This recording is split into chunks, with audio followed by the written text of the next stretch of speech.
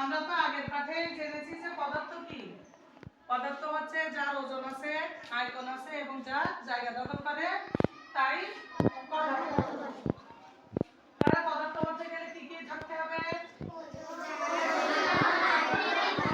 আচ্ছা, আমরা সবাই একসাথে কথা না বলি, একজনকে জিজ্ঞাসা করি। স্মার্ট দাও তো, বলো তো পদার্থ কাকে বলে?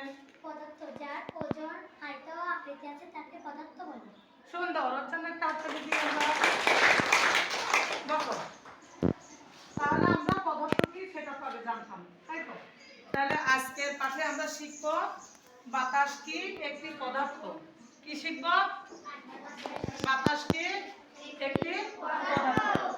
বাতাস পদার্থ কিনা এটা বোঝার জন্য আমরা দুইটা বেলুন নিয়েছি। দুইটা বেলুনে বাতাস ভর্তি করে নিয়েছি। বাতাস ভর্তি করে নেওয়ার পরে দেখো এখন দেখা যাচ্ছে যে বাতাস কিন্তু জায়গা দখল করছে, না হলে বেলুনগুলো কিন্তু ফুলে যেত না বা বড় হয়ে যেত না।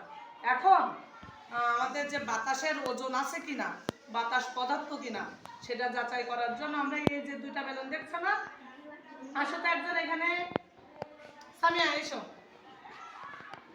এই যে এটা ধরো, দেখো এখন দুইটা বেলুনের ওজন আছে কিনা দেখছো?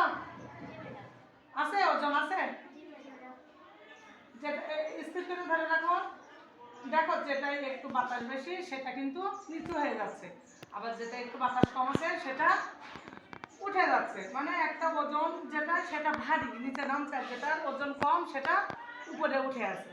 এখন এর থেকে আরও আমরা ভালোভাবে যদি দেখতে চাই তাহলে দেখো তো আমি একটি বেলুন ফাটিয়ে দেখি যে বাতাস বের হয়ে গেলে তার ওজনটা কেমন হয়। এখন দেখি তো, দেখো তো যে এই যে বেলুন ফাটিয়ে দিলাম, এখন কি দেখতে পাচ্ছ সবাই? যে বেলুনটায় বাতাস আছে সেই বেলুনটা নিচু হয়ে আছে বা ভারী, সেটা কিন্তু বোঝা যাচ্ছে।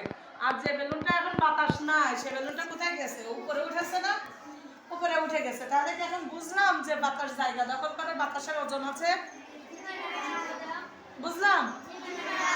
আর তার পদার্থের দুইটা সাধারণ বৈশিষ্ট্য ছিল, একটা ওজন আছে এবং জায়গা দখল করে এটাও আছে।